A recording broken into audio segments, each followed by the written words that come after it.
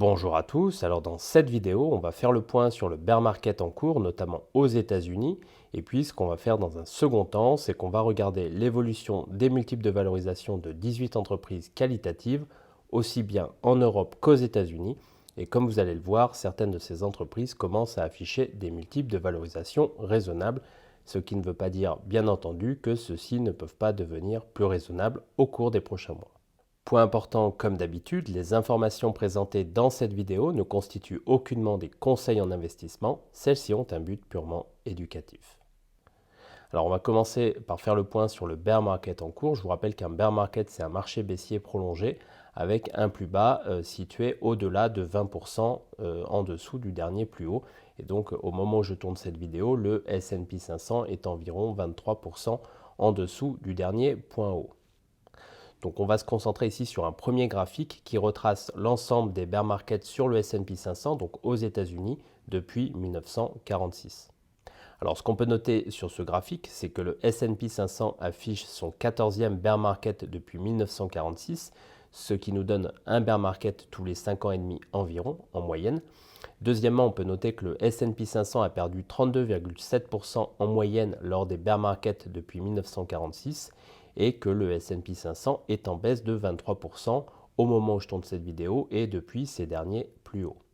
Enfin, un point important, le S&P 500 a connu des drawdowns d'environ 50% à 3 reprises. La première, c'était lors du bear market de 1973-1974, lors d'une période extrêmement inflationniste. La deuxième, c'était lors de la période 2000-2002 et même début 2003, avec un marché qui s'est repris début 2003, et c'était à l'issue de la bulle des dot-com. Et puis, troisième drawdown d'environ 50%, et même ici supérieur à 50%, c'était en 2007-2009, lors de la crise financière qui avait été causée au départ par la crise des subprimes. Et donc, le S&P 500 avait perdu à l'époque 57% de sa valeur. Alors je vous montre ces drawdowns avec des flèches, donc les trois drawdowns d'environ 50%, ceux de 73-74, 2000-2002 et 2007-2009. Donc ce bear market qui touche le S&P 500 et qui touche en réalité les États-Unis, les différents indices, le Nasdaq notamment qui est en baisse d'environ 35%, et puis les indices européens comme souvent qui suivent les États-Unis. Donc on a un drawdown en cours qui est de 23% environ au moment où je tourne cette vidéo. Et donc il est bon de voir que en réalité ce drawdown est le 10e drawdown le plus important au cours des 77 dernières années. Ce qui veut dire également qu'il y a potentiellement des choses à faire dans le marché lorsqu'on est un investisseur à long terme. Et donc pour faire simple, le pire des scénarios aujourd'hui, ce serait que le marché américain dévisse d'environ 50% ou un peu plus par rapport à ses derniers plus hauts, ce qui veut dire qu'on n'est pas loin d'avoir fait potentiellement la moitié du chemin en cas de scénario du pire. Et donc mon idée au travers de cette vidéo, c'est de zoomer plutôt sur des entreprises qualitatives, 18 entreprises qualitatives, et puis de regarder un petit peu l'évolution des multiples de valorisation au cours des 2 dernières années pour voir un petit peu comment ces entreprises évoluent, c'est-à-dire comment évoluent les cours de ces entreprises, et puis surtout comment évoluent les multiples de valorisation de ces entreprises. Et vous allez voir que certaines de ces entreprises commencent à afficher des multiples de valorisation tout à fait raisonnables. Alors, on va commencer avec l'entreprise Hermès. On va tout de suite commencer par le pourquoi il s'agit d'une entreprise qualitative. On voit ici tout d'abord qu'on a un faible endettement avec un ratio dette sur equity, donc dette sur capitaux propres de 19% et un ratio dette sur EBITDA de 0,45, donc largement inférieur à 3. On voit que l'interest coverage est très élevé à 112. Généralement, les entreprises étant plutôt bien gérées ont des interest coverage supérieurs à 10. On est à 112 ici, donc aucun problème au niveau financier pour Hermès. Alors une fois qu'on a dit que l'entreprise était faiblement endettée, on voit surtout qu'elle est extrêmement rentable ici, avec une marge brute de 71% et une marge nette de 27%, ce qui veut dire que l'entreprise possède un avantage compétitif durable. Je vous rappelle qu'une entreprise ayant une marge nette largement supérieure à 10% en Europe possède un avantage compétitif durable. Par ailleurs, une marge brute très élevée, comme ici, donc aux alentours des 70%, nous indique que l'entreprise a un très gros pricing power, ce qui veut dire qu'en cas d'inflation, son résultat net va être peu impacté. Et ça, c'est un point extrêmement important en période inflationniste. Par ailleurs, on note que le ROE est proche de 30% et que le ROIC est de 41,6%, donc un ROIC extrêmement élevé qui nous indique que l'entreprise Hermès est une entreprise extrêmement qualitative. On note enfin ici que l'entreprise est rentable depuis 10 ans, donc a été rentable au cours des 10 dernières années, et donc ce qui confirme ce profil d'entreprise ultra qualitative. Alors pour en finir avec Hermès, on va se focaliser sur deux multiples de valorisation, le PER d'un côté et puis le PEG ratio de l'autre. Et ce qu'on peut voir, c'est que le PER d'Hermès est passé de 67 en 2020 à 44 aujourd'hui au moment où je tourne cette vidéo. Quant au PEG ratio, celui-ci est passé de 6,52 en 2020 à 3,07 au moment où je tourne cette vidéo. Ça veut dire qu'on a des multiples de valorisation qui se sont bien dégonflés au cours des 18 derniers mois. Alors je vous rappelle que Peter Lynch n'aimait pas investir dans des entreprises ayant des PER supérieurs à 40. C'était en tout cas au début des années 90, donc dans en tout cas une époque où les taux d'intérêt étaient relativement élevés, ce qui veut dire qu'aujourd'hui un 40 correspondrait probablement à un 50 environ, même si effectivement les taux remontent pas mal en ce moment. Donc il me semble qu'aujourd'hui une entreprise comme Hermès peut commencer à se regarder, même si ses ratios sont encore extrêmement élevés. On voit que le cours a fortement baissé puisqu'il est en baisse de 43% depuis ses derniers plus hauts. Alors on n'oubliera pas non plus le point bas ici de mars 2020. Comme point de référence, on voit que le titre en mars 2020 était venu chercher les 500 € ici. Et donc on peut penser que le titre pourrait se reprendre entre cette zone ici de 500 € et puis les niveaux actuels aux alentours des 1000 € par action. Alors on va passer à une deuxième action. Il s'agit de LVMH qui est en baisse de 30% depuis ses derniers plus hauts.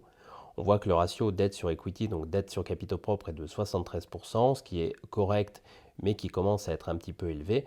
Et puis on voit que le ratio dette sur EBITDA est de 1,48, donc largement inférieur à 3, donc on n'a aucun problème ici, avec un interest coverage de 70, donc une entreprise extrêmement qualitative au niveau financier, avec un endettement maîtrisé et puis des résultats qui permettent justement de couvrir largement les intérêts. Au niveau des marges, on voit que celles-ci sont extrêmement importantes, donc à l'image d'Hermès, secteur du luxe, même si celles-ci sont légèrement inférieures à Hermès. On voit par exemple que la marge brute est de 68% et que la marge nette est de près de 19%. Donc autrement dit, LVMH possède un avantage compétitif durable puisque sa marge brute est strictement supérieure à 40% et que sa marge nette est strictement supérieure à 10%. Alors je rappellerai ici qu'une entreprise possède un avantage compétitif durable si sa marge brute est supérieure à 40% et si sa marge nette est supérieure à 10% pour une entreprise européenne ou à 20% pour une entreprise américaine. Je vous rappellerai également ici qu'il est préférable de faire des moyennes au cours des 5 dernières années pour voir l'évolution de ces données au cours du temps. On voit par ailleurs que le ROE est proche de 29%, ce qui est excellent, et que le ROIC est de 12%, donc largement supérieur à 8%, ce qui est un ROIC qui a priori permet à l'entreprise de créer de la valeur pour ses actionnaires.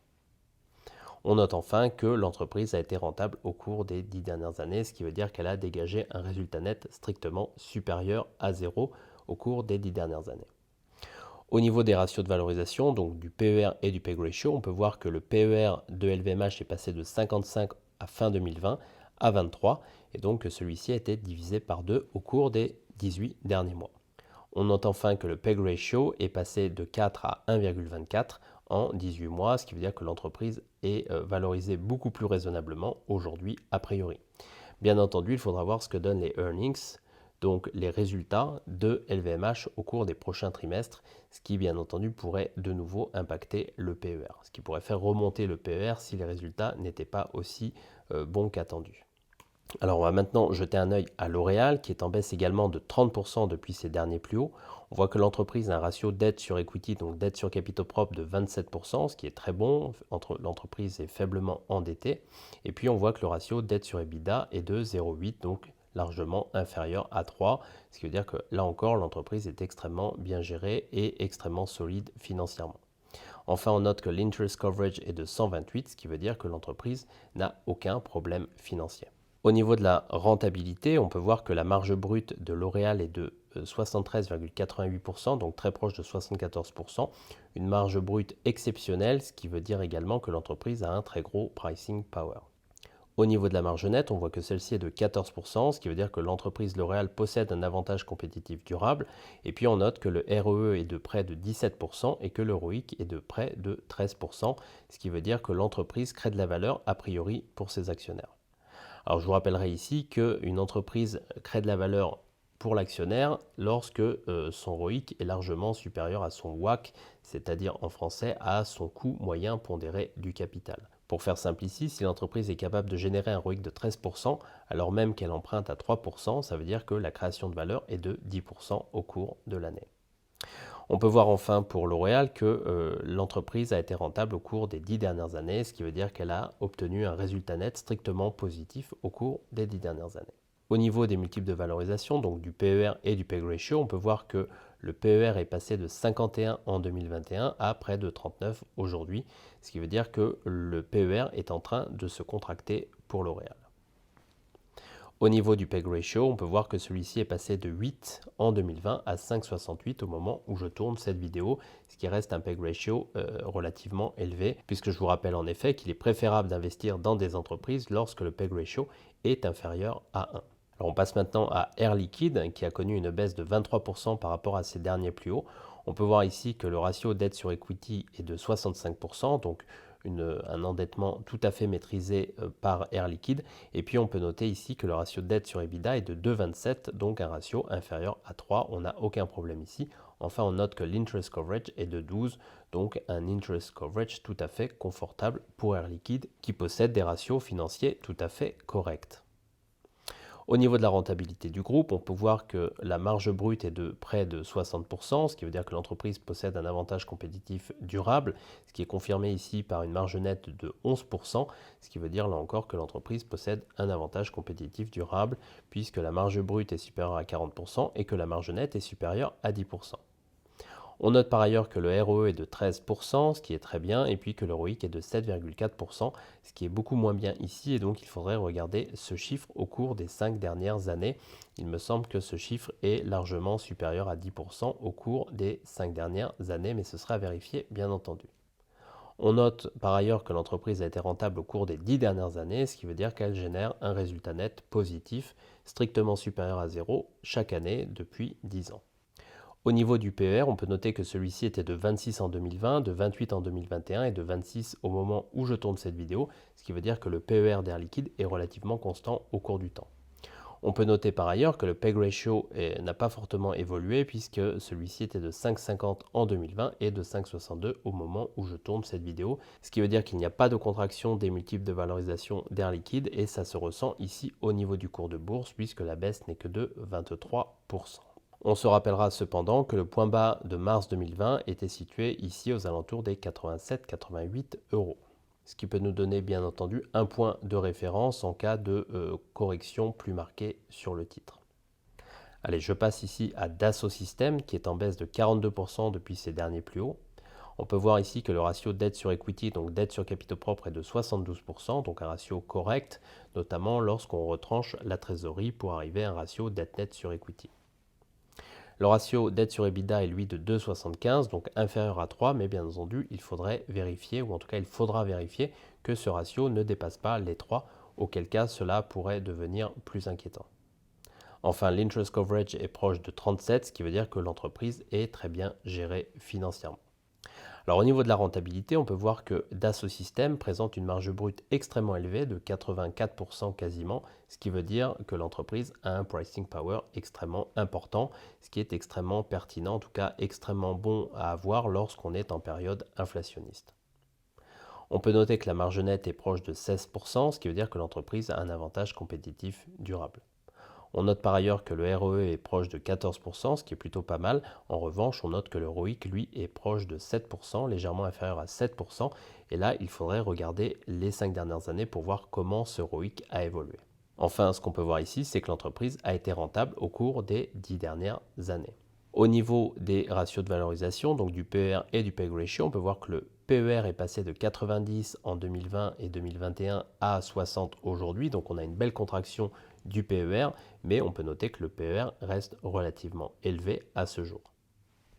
Au niveau du PEG ratio, il est passé de près de 10, ce qui est un PEG ratio extrêmement élevé, à 5, ce qui reste encore un PEG ratio très élevé aujourd'hui. Alors les ratios élevés de Dassault Systèmes nous indiquent deux choses. Ça nous indique que le marché s'attend à une très forte croissance de l'entreprise au cours de la prochaine décennie. Ça, c'est la première chose, d'où les ratios très élevés. Et puis deuxième chose, ça nous dit également que l'entreprise est valorisée à la perfection, et ça veut dire qu'en cas de déception, c'est-à-dire par exemple de profit warning, on pourrait avoir une forte chute du titre par exemple. Enfin, on se rappellera ici que le point bas de mars 2020 était situé aux alentours des 21-22 euros. Alors on passe à Sartorius Stedim avec une baisse de 51% depuis ces derniers plus hauts, on les voit ici. On voit que l'entreprise a un ratio dette sur equity, donc dette sur capitaux propres de 33%. L'entreprise est faiblement endettée, c'est une très bonne chose. Et puis elle a un ratio dette sur EBITDA de 0,66, donc largement inférieur à 3, ce qui est également une bonne chose. Alors je n'ai pas l'interest coverage ici, mais ce qu'on peut noter au niveau des ratios dette sur equity et de dette sur EBITDA, c'est que l'entreprise est très bien gérée financièrement. Au niveau de la rentabilité, on peut voir que la marge brute de Sartorius Stedim est de 53%, donc c'est une marge brute de très bonne qualité, sans être une marge brute exceptionnelle, comme on a pu le voir avec Dassault Systèmes par exemple. La marge nette est de 18%, ce qui est excellent, et ce qui veut dire également que l'entreprise possède un avantage compétitif durable, ce qui veut dire également que l'entreprise devrait conserver des marges élevées à l'avenir. On note par ailleurs que le ROE est extrêmement élevé à près de 34% et que le ROIC est proche de 22%, ce qui veut dire que l'entreprise crée de la valeur pour les actionnaires. Enfin, on peut noter que l'entreprise a été rentable chaque année au cours des 10 dernières années, ce qui en fait une entreprise très qualitative. Alors au niveau des ratios de valorisation, on peut voir que le PER est passé de 80 en 2020 à 107 en 2021, donc des PER extrêmement élevés, et que celui-ci s'est contracté depuis puisqu'il est de 46 au moment où je tourne cette vidéo. Au niveau du PEG ratio, on peut noter que celui-ci est passé de 0,91 à 1,65 puis à 1,85, ce qui veut dire que même si on a une contraction au niveau du PER, on a une expansion au niveau du PEG ratio, ce qui n'est pas forcément une bonne chose, et ce qui veut dire également que le titre pourrait éventuellement corriger davantage. Alors on se rappellera enfin que le point bas de mars 2020 était situé ici aux alentours des 125-130 euros environ. On passe à Schneider Electric maintenant, qui est en baisse de 38% depuis ses derniers plus hauts. On peut voir que le ratio dette sur equity est de 40%, ce qui est un très beau ratio. Et puis on voit que le ratio dette sur EBITDA est de 1,71, donc largement inférieur à 3. C'est une entreprise très saine financièrement. On note enfin que l'interest coverage est de 36, qui est un très bon ratio, et ce qui veut dire que l'entreprise n'a aucun problème pour couvrir les intérêts de sa dette. Au niveau de la rentabilité de Schneider Electric, on peut voir que la marge brute est de 41% environ, ce qui veut dire que l'entreprise possède un avantage compétitif durable a priori, et c'est confirmé ici au niveau de la marge nette, puisque celle-ci est de 11%, ce qui veut dire que l'entreprise effectivement a un avantage compétitif durable. On note par ailleurs que le ROE est de 14%, c'est plutôt pas mal, et que le ROIC est de 9,2%, alors c'est un peu moins bien.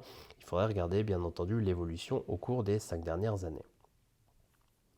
Enfin, on peut noter qu'au cours des 10 dernières années, l'entreprise a été rentable, c'est-à-dire qu'elle a été en mesure de créer un résultat net strictement positif, ce qui est une bonne chose pour les actionnaires. Alors, au niveau des multiples de valorisation, on peut voir que le PER est passé de 31 en 2020 à 20 aujourd'hui, donc on a une belle contraction du PER, et puis le PEG ratio est lui passé de 4,44 à 2,69, donc là encore, on a une belle contraction du PEG ratio. Ceci nous indique que les multiples de valorisation de Schneider Electric sont beaucoup plus intéressants aujourd'hui qu'ils ne l'étaient il y a quelques mois, et ça se ressent ici au niveau du cours de bourse, puisque bien entendu le titre a fortement baissé depuis. Le titre est passé de quasiment 180 euros ici au plus haut à 112 euros au moment où je tourne cette vidéo. Alors on passe à Geberit, une entreprise suisse que j'aime bien et qui est en baisse de 43% depuis ses derniers plus hauts. On peut voir ici que le ratio dette sur equity est de 39% et que le ratio dette sur EBITDA est de 74%, donc une entreprise bien gérée financièrement. Au niveau de l'interest coverage, on voit que celui-ci est de 140, donc l'entreprise n'a aucun problème financier. Alors au niveau de la rentabilité, on peut voir que la marge brute est de 71% et que la marge nette est de 21%, quasiment 22%, ce qui veut dire que l'entreprise possède non seulement un pricing power important ici au niveau de la marge brute, mais également un avantage compétitif durable très important. Au niveau du ROE, on peut voir que celui-ci est proche de 39%, ce qui est un ROE exceptionnel, et on voit que le ROIC est de 24%, ce qui est un ROIC exceptionnel. Au niveau des ratios de valorisation, on peut voir que le PER est passé de 35 en 2021 à 22, donc on a une très forte contraction du PER de Geberit, et puis le PEG ratio est lui passé de 5,14 à 3,19, donc on a là aussi une très forte contraction du PEG ratio de Geberit, même si celui-ci reste relativement élevé. Alors on passe à une deuxième entreprise suisse qui s'appelle Givaudan et que j'aime bien malgré des ratios un peu limites ici. Alors l'entreprise est en baisse de 38% depuis ses derniers plus hauts et ce qu'on peut voir ici c'est que le ratio dette sur equity est de 119%, donc un ratio plutôt élevé. Alors ce qu'il faudrait faire ici c'est retrancher la trésorerie pour arriver sur un ratio dette sur capitaux propres, en tout cas dette nette sur capitaux propres, plus intéressant. Le ratio dette sur EBITDA est de 3,22, ce qui veut dire qu'on est au-dessus de 3 et là encore on est sur un ratio qui est relativement limite. Au niveau de l'interest coverage, on est à 11,64, ce qui paraît relativement correct, ce qui me laisse penser que l'entreprise en tout cas n'a pas forcément de problème au niveau financier. Au niveau de la marge brute, on peut voir que la rentabilité est proche de 43% et que la marge nette est de 12,2%, ce qui veut dire que l'entreprise possède un avantage compétitif durable. Le ROE est de 22,2%, donc un ROE de très bonne facture, et le ROIC, lui, est de 9,55%, donc un ROIC correct sans être exceptionnel. Il faudrait là aussi regarder les 5 dernières années pour se faire une idée de l'évolution de ces données. Au niveau des ratios de valorisation, on peut noter que le PER est passé de 54 fin 2021 à 36 au moment où je tourne cette vidéo, avec une belle contraction du PER ici. Au niveau du PEG ratio, on peut voir que celui-ci est passé de 8,84 en 2020 à 5,02 au moment où je tourne cette vidéo, ce qui veut dire que les ratios de valorisation de Givaudan sont encore très élevés, mais que ceux-ci sont en contraction depuis 18 mois environ. Alors on se rappellera enfin que le point bas de mars 2020 ici sur Givaudan a eu lieu aux environs de 2500 francs suisses. Le titre cote actuellement 3110 francs suisses.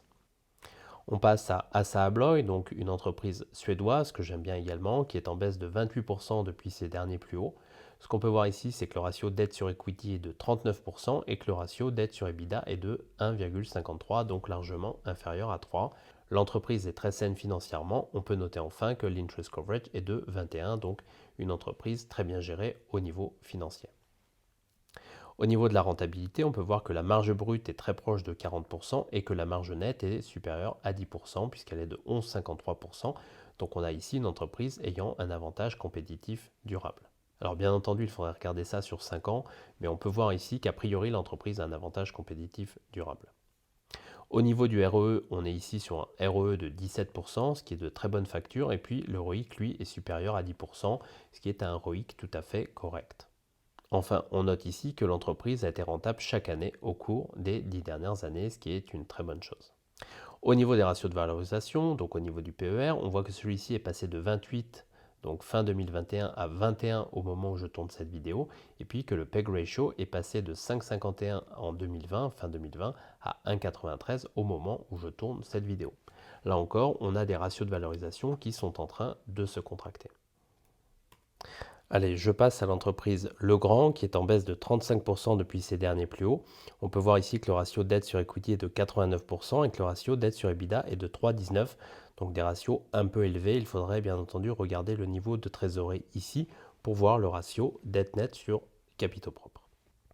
Au niveau ici de la marge brute, on voit que celle-ci est de 50% et on note également que la marge nette est de près de 13%, ce qui veut dire que l'entreprise possède un avantage compétitif durable. On note par ailleurs que le ROE est proche de 17%, ce qui est très bien. On note cependant que le ROIC est lui inférieur à 10% puisqu'il est de 9,4%. Il faudrait bien entendu regarder l'évolution du ROIC au cours des 5 dernières années. On note enfin que l'entreprise a été rentable chaque année au cours des 10 dernières années. Au niveau des multiples de valorisation ici, on peut noter que le PER s'est contracté puisqu'il est passé de 31 en 2021 à 20 au moment où je tourne cette vidéo. Et puis on note également que le PEG ratio est passé de 5,01 en 2021, donc fin 2021, à 2,76 au moment où je tourne cette vidéo. Donc là encore, on a une belle contraction des multiples de valorisation sur Legrand au moment où je tourne cette vidéo. Alors, comme pour les autres titres présentés dans cette vidéo, on n'oubliera pas de regarder un petit peu le niveau du point bas de mars 2020. C'est un point de référence graphique qui a eu lieu ici aux alentours des 46-47 € environ. On passe à un titre qui est très apprécié en Europe, à savoir ASML Holding, donc qui est en baisse de 43% depuis ses derniers plus hauts. On note ici que le ratio dette sur equity est de 45% et puis que le ratio dette sur EBITDA est de 63% avec un interest coverage de 119, ce qui veut dire ici qu'on a des ratios financiers extrêmement bons pour ASML Holding. Au niveau de la rentabilité, on peut noter que la marge brute d'ASML Holding est supérieure à 40%, puisqu'elle est de 51,6% environ. Et puis on note que la marge nette est de 28%, ce qui est une marge nette exceptionnelle, ce qui veut dire également qu'ASML Holding bénéficie d'un avantage compétitif durable. Le ROE de l'entreprise est extrêmement élevé, à près de 47%, et le ROIC est lui aussi extrêmement élevé, puisqu'il est supérieur à 21%. Enfin, on note ici que l'entreprise a été rentable chaque année au cours des 10 dernières années. Au niveau des multiples de valorisation, on peut noter que le PER est passé de 49 ici fin 2021 à 36 au moment où je tourne cette vidéo et que le PEG ratio est passé de 2,19 fin 2020 à 1,38 au moment où je tourne cette vidéo, ce qui veut dire qu'on a une belle contraction des multiples de valorisation sur ASML Holding. Enfin, point important, on se rappellera que le point bas de mars 2020 a été fait aux alentours des 200 euros. Restera à savoir si le titre est en mesure de revenir chercher ces niveaux ou non. Alors on va terminer cette vidéo avec quelques titres américains supplémentaires, en commençant par Nvidia qui est en baisse de 56% depuis ses derniers plus hauts. On peut noter ici que le ratio dette sur equity est de 44% et que le ratio dette sur EBITDA est de 1,05, donc largement inférieur à 3. On note enfin que l'interest coverage est de 45, ce qui veut dire que l'entreprise est très bien, en tout cas est très bien gérée au niveau financier. Au niveau de la rentabilité de l'entreprise, on peut noter que la marge brute est de 65% et que la marge nette est de 32%, une marge nette exceptionnelle, ce qui veut dire que l'entreprise a non seulement du pricing power ici au niveau de la marge brute, mais également un avantage compétitif durable.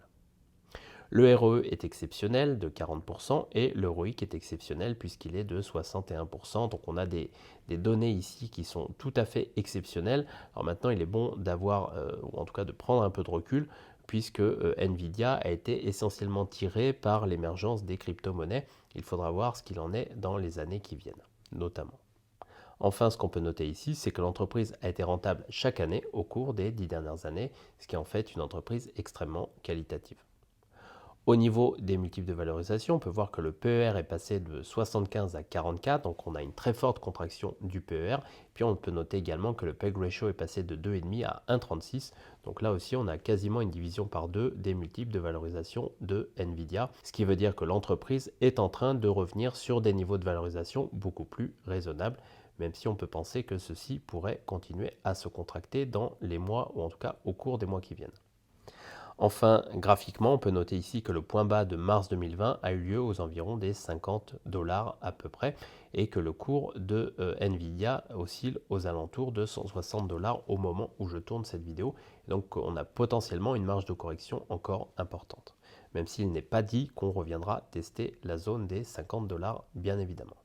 Alors on passe à un titre que j'aime beaucoup et qui est potentiellement très décoté en ce moment. Il s'agit de Meta Platforms, en baisse de 60% depuis ses derniers plus hauts. On peut noter ici que le ratio dette sur equity est de 11% seulement et que le ratio dette sur EBITDA est de 0,27, largement inférieur à 3.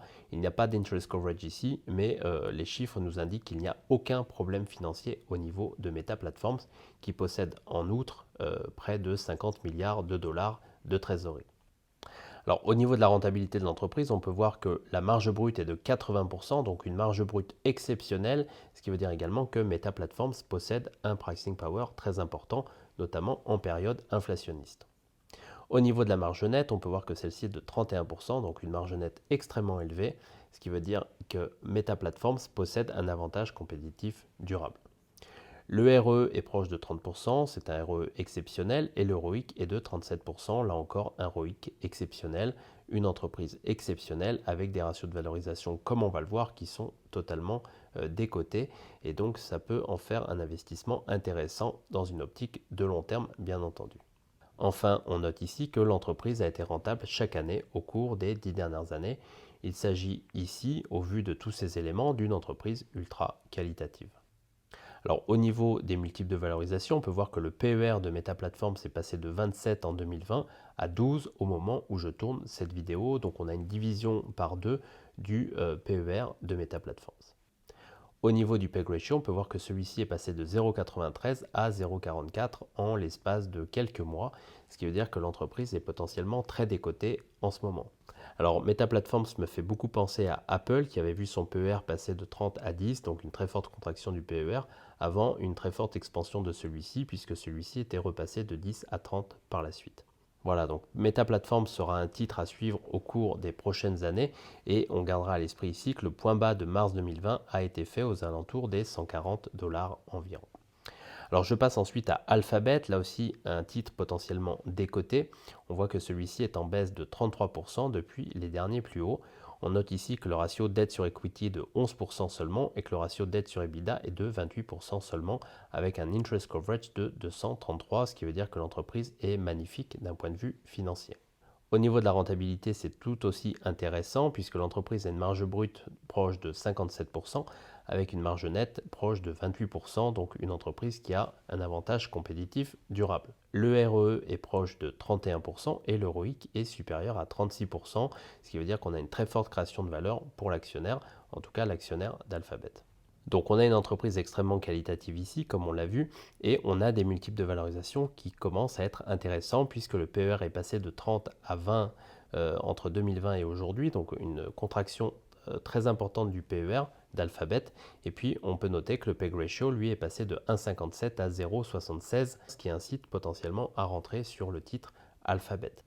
Pour rappel, ici, d'un point de vue graphique, le point bas de mars 2020 avait eu lieu aux alentours des 1000 $ par action. Le titre, au moment où je tourne cette vidéo, s'échange aux alentours des 2240 $. Alors on passe à Apple, j'en ai parlé juste avant, le titre est en baisse de 29% depuis ses derniers plus hauts.